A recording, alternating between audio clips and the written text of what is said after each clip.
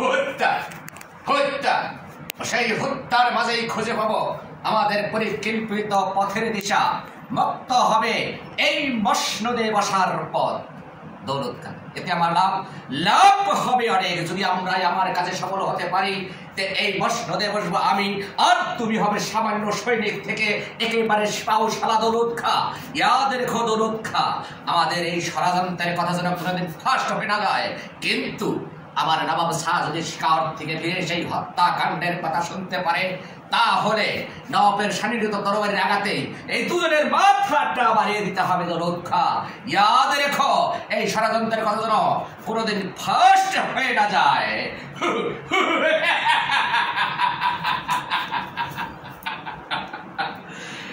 দৌলত খা, এই মুহূর্তে তুমি উল্কার ব্যাগে চলে যাবে রাজপ্রসাদে দাইমার কাছে। দাইমার কাছে যে তুমি খবর নিবে রাজার ঘরে কোনো কন্যার সন্তান জন্ম নিয়েছে কিনা।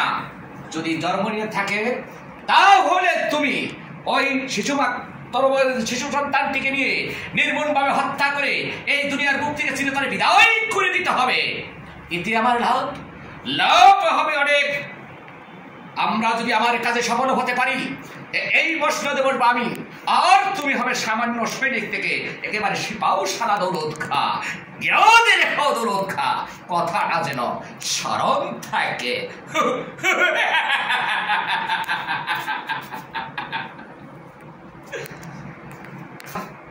আমার মনটা যেন কেমন করতেছে।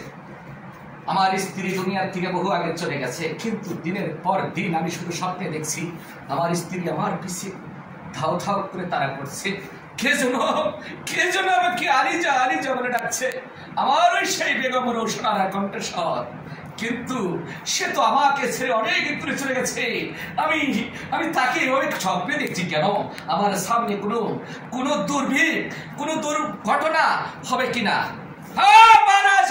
ঠিক আছে, আপনি ঠিকই দেখেছেন মহারাজ।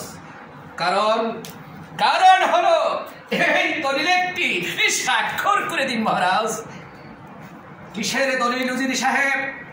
এটা হলো দানপত্র দলিল। কি দানপত্র? অদূর ভবিষ্যৎ আপনার মসনদ দর্শে এই মসনদে যেন কোনো দাবি না করতে পারে।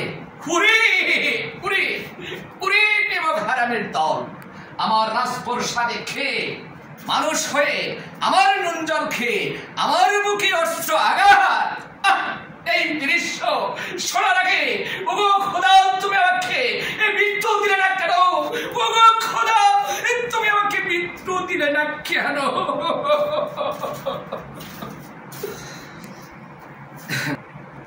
আমি এখন বাদশা বাহারা নামের অভিনয় করলাম। কয়েকটা প্লেয়ার মিলিয়ে আমি একা অভিনয় করছি এককভাবে।